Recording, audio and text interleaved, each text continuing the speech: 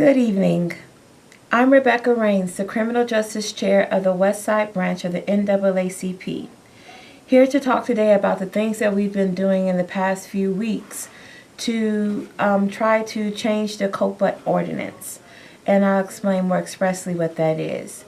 Before we get started, I would like to let you know that we do have our monthly meetings every first Saturday of the month at 1 o'clock at 5820 West Chicago Avenue in Chicago, Illinois. We encourage you to come over and visit us, sit in on a meeting, find out what we're talking about. We talk about issues as they relate to police brutality and criminal justice in Chicago, as well as housing, education, and a plethora of other things. To start our conversation today, we're going to talk about COPA.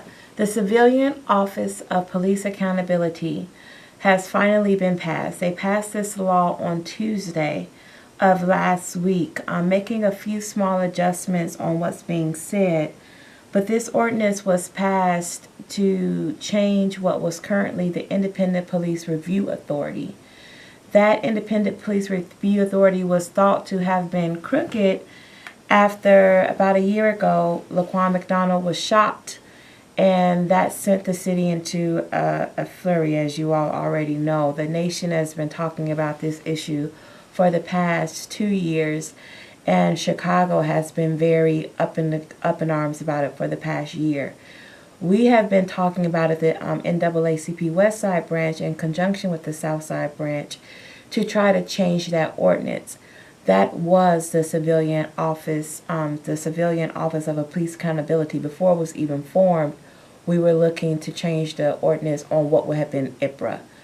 We wanted to find out, well, we did find out what was going on, that we found out the unjust things that was happening in the city, and so we started to review that ordinance. That ordinance was presently, it was 6 pages long. The Civilian Office of Police Accountability ordinance was about 14 pages long.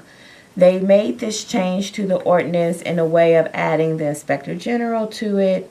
They decided they would look at how the Chief Administrator would be put there, kind of adding in some different ideas, but they didn't make some really important changes that we felt as the branch needed to be made in order to see real independence. So the police department had a major role in dictating how the Independent Police Review Authority made their judgments. And if they had any kind of arguments, it would go to the police board. That was our biggest complaint against IPRA. We wanted them to be independent so that the Chicago Police Department would have no input into what would happen if an officer was accused of a crime, if they were made a complaint against. So that's how we started our claim. As we continued to look into the topic and research topics, we found other things that were issues such as police ordinances, or police were not being upheld to the law, even to their own policy standards, like a normal citizen would have been, or people are on their regular jobs. We looked into these things and it started to kind of fan out into a series of other issues. During that time, we looked at preserving the police records, which is still an issue that's going on with the state. We looked at the FOP contract, and that's the Fraternal Order of Police. We saw that their contract inhibited things as far as proper investigation into complaints and actually crimes that are officers are accused of. Certain things that is going on. Their contract will expire in 2017. So as we look into what we had made suggestions into IPRA, we began to go to various DOJ forums, that's the Department of Justice forums. We went to the Police Accountability Task Force forums. We went to a number of smaller meetings. We held some accountability meetings on our own in hopes of finding out what can we do, what can we know, what can we learn about this ordinance and the people in power to change it. We already knew the City Council had the power to change the ordinance, but we wanted to get more of that community voice uprising and find out what the people of Chicago wanted from that ordinance and from their police. They're here to protect and serve, and what did that mean to people? And from that, we found out people were saying, oh, we heard one lady say, I was hit by a car and nobody ever came. I made a complaint and nobody ever came and solved my case. All right, another person, I put in a case 2 years ago. I never heard back from it. This happened to me. That happened to me. And now we want some justice. That some of the bigger things that we hear about across the news, of course, they get the big public awareness, but they don't really shine a light on some of those smaller issues that occur to people on the individual level. And so those were the issues that we began to address as we looked at the ordinance. And we continue to go to those forums. We continue to go to those meetings saying, bring us to your table.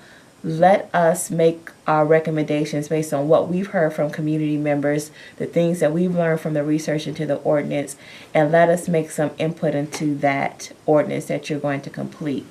And what ends up coming up to was that near the term that they were about ready to finish that ordinance, the corporate counsel, and that's the city's attorney, invited the NAACP to the table to make recommendations on the ordinance. Well, it was nearly completed. We weren't able to say a whole lot. It really wasn't up for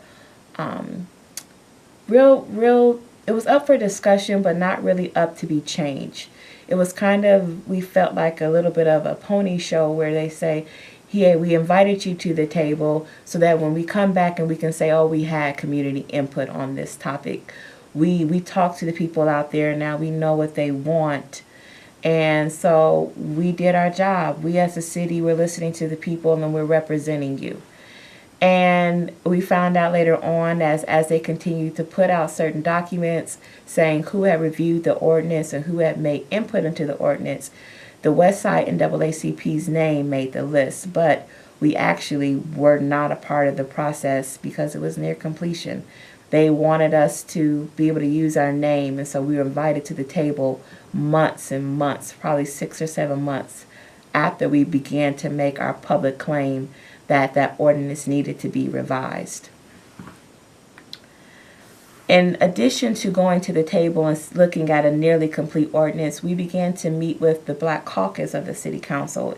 And about a week before that ordinance was passed, we had our first meeting with the Black Caucus in an attempt to explain to them about why they should hold the vote, why they should encourage the other aldermen to hold the vote, and why they should not pass the ordinance as it was presented.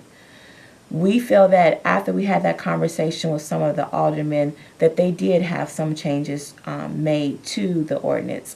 Small things were done, such as they did expand the number of complaints that actually stayed within the policing authority. Beforehand, about 4 and 5 complaints would go back to the Chicago Police Department through the Bureau of Internal Affairs, and they would review it. In a lot of cases, they would find the cases to be frivolous and they would throw them out. And so a lot of people their complaints were just really falling on deaf ears. So after we spoke with the Black Caucus, that was expanded to a higher number. It's, I guess we won't really be able to see the actual numbers until some complaints start coming in, but the breadth of complaint types was expanded. One of the other changes is that we made a big claim saying that the policing authority was not large enough. There were not enough investigators in order for them to execute their job in a timely fashion.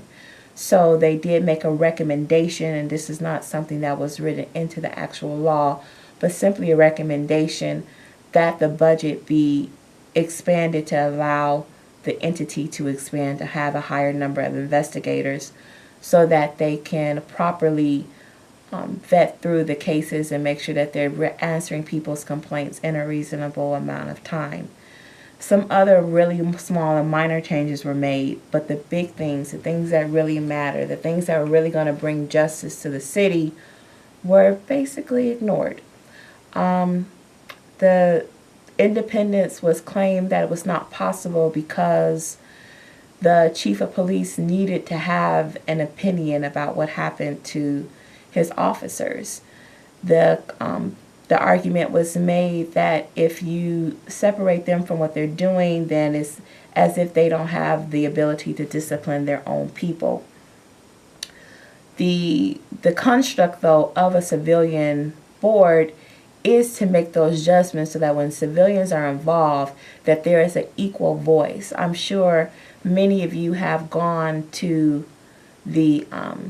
gone into a court and, let's say, for a traffic violation, and you say, oh, I made a right turn after I made a complete stop, and the officer says, oh, no, you didn't. You pulled right through, and that's why I gave you a ticket. The judge is automatically going to take that officer's word. And it's not necessarily as if it's wrong, but when you have a situation where there is no third party to be a witness, and it's really my word against your word. If the officer is already seen as the honest person and the civilian is always seen as the liar, then you need to have an entity that can come in as a third party and look into the evidence of the situation and make an objective decision. And when you have a policing authority that's being run by the Chicago Police Department, you don't have that third party. You don't have that objective behavior. You have just more of the same. Just instead of going into a court of law and having a judge tell you, no, this good officer would never say or tell a lie on what you're doing, you're having the police chain of command basically say that. In the rare cases when an officer is sustained in their case, which means that their complaint was heard and they were found guilty of the complaint, then a lot of times the discipline was being kind of downplayed or ignored. We found that disciplinary action is not really expressed in the law as it stands, and that was one of our recommendations, that some disciplinary action be subjected into that ordinance so that there will be a standard for policy violations, which is a little bit separate from criminal-like complaints or investigations. IPRA, or the new now COPA, will handle anything that has to do with a gun or a taser. Those will be looked at by COPA, but they'll have a slightly different process, even though it still goes through the police chain of command. And we have found that they are just as ignored in the disciplinary actions. So as we look, as we said, the small changes were adopted.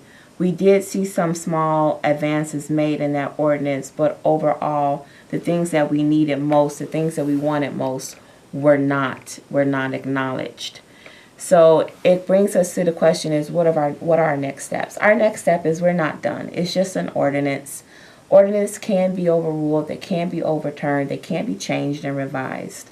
So we don't want to stop to saying that we want actual justice, but it looks like at this point we're going to have to give COPA a chance to see if it will actually be a different entity from IPRA in its action, even though it's not a different entity from IPRA in its law and on paper.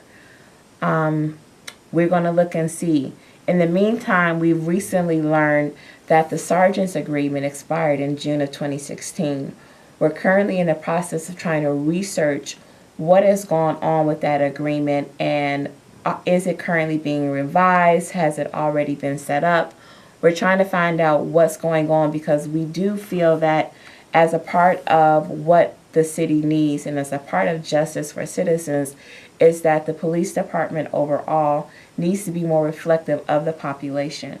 We found that in some instances cases were going unsustained because of racial disparities. Some of the misconduct that has happened seems to have a high incidence in certain areas in which you have a lot of white officers dealing with black and brown citizens who are being deemed in one way or another.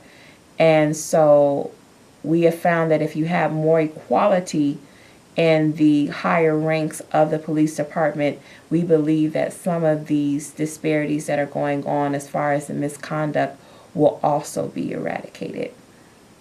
as we continue to look, we've talked to some citizens, and as we saw what they were saying, many of them were saying, you know, we just want to be heard, we just want to be seen, we want some real justice. They were saying things like, I've complained and nothing has been done. Police have come against me and no one has cared, no one is doing anything. Which is what brought us to start, when we first started our plight against saying what needs to be done in the city, we asked the Department of Justice to come into town. And after the Laquan McDonald shooting, the Department of Justice came actually the following week. They made the announcement that they would be coming to Chicago. And they've been here doing a patterns and practice investigation since December. They're looking to have that investigation wrap up around this coming December to make their recommendations on what is going to happen. We had made that argument to the city council, saying that you should wait on the Department of Justice to make their set of recommendations before you approve a new ordinance. But because they had set some other balls to rolling as far as the mayor declaring that he was going to shut down IPRA, they said they had a shrinking authority, and that if they didn't set something up in time, that they would have no one to handle the complaints. We kind of feel like that was a cause and effect, a purposeful cause and effect, to make sure that this ordinance could kind of ride the way that it was without any true vetting by its citizenry. So when we looked at that, we now are looking back to the Department of Justice to say, let us help you ramp up what you're doing to hear more reasons and more practices and see more patterns of what's been going on with the citizens of Chicago. We went to some of those, as I told you earlier, the Department of Justice forums that they were holding around the city in different areas. And when we initially went to the Westside forum, it was pretty poorly attended. Maybe only around 20 people had come into that forum.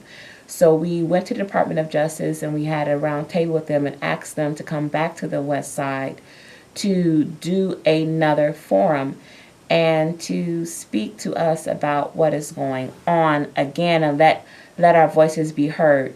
We've had some office hours in our branch at 5820 West Chicago Avenue, in which some of the investigators came there to just listen to people as they came through, sat in the office, let us tell your story. They're taking those stories via letter, via email, via phone call, text message. You can go and tell them in person.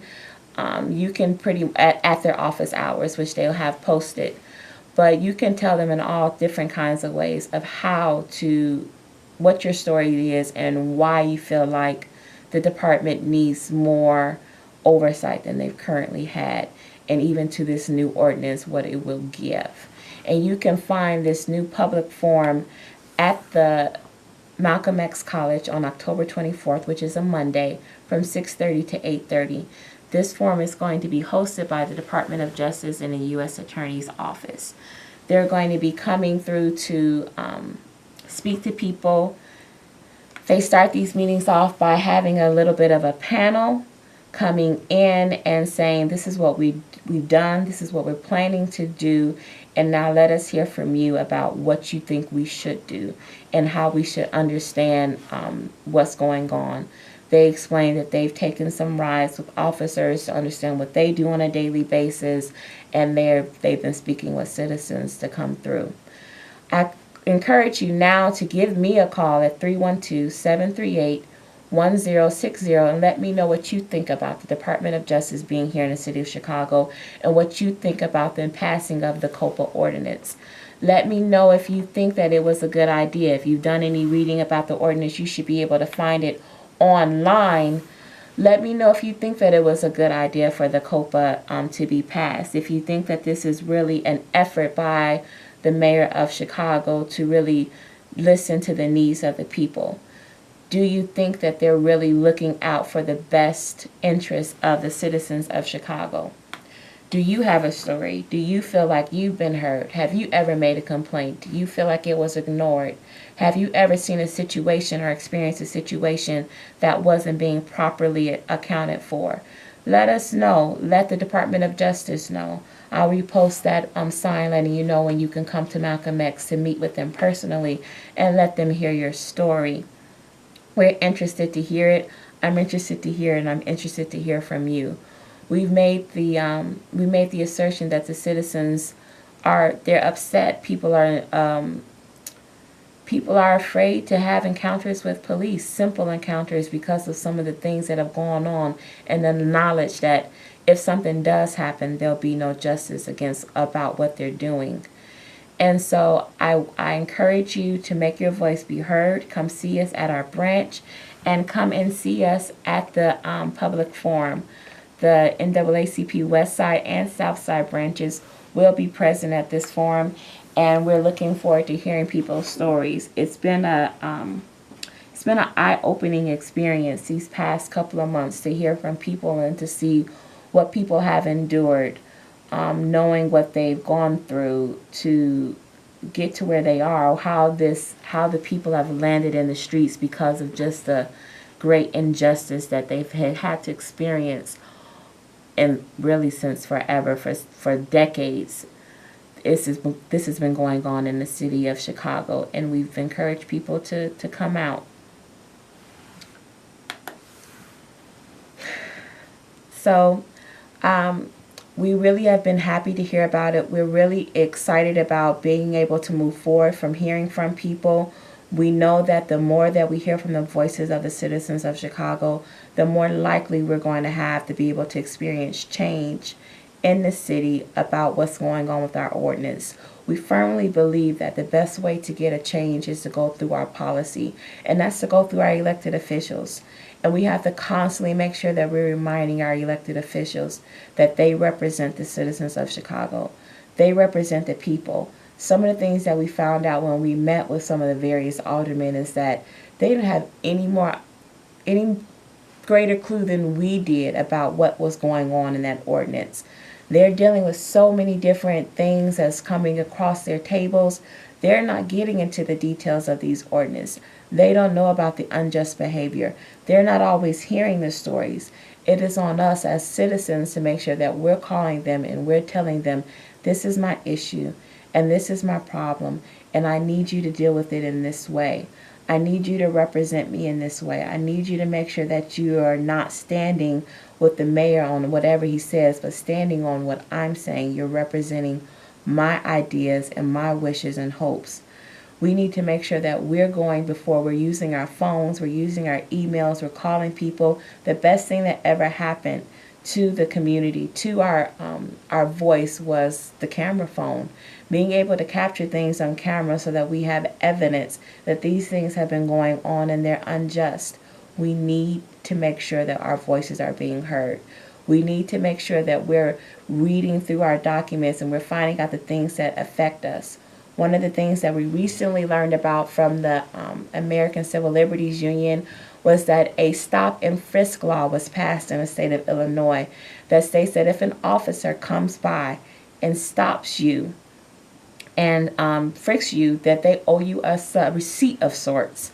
Basically, they have to give you a little document that says who they are, why they stopped you, and so that you can take that and put it through. If you're finding out that you have been stopped and frisked and you did not receive a receipt, you did not get any notification of that occurring, you need to call the ACLU and let them know, I was stopped and I was frisked at this time and at this day, and I never received a receipt. That is how we're going to break down on some of these unjust things and really start that pattern and practice policies that the Department of Justice is looking to pass for us. Once again, I want to let you know that the Department of Justice will be having another forum on the west side of Chicago on Monday, October 24th at the Malcolm X College from 6:30 to 8:30 p.m. We encourage you to come out and let your voice be heard. Also, you can meet us on the first Saturday of the month at the Westside NAACP branch, 5820 West Chicago Avenue. I thank you for listening today, and I hope to see you again. Goodbye.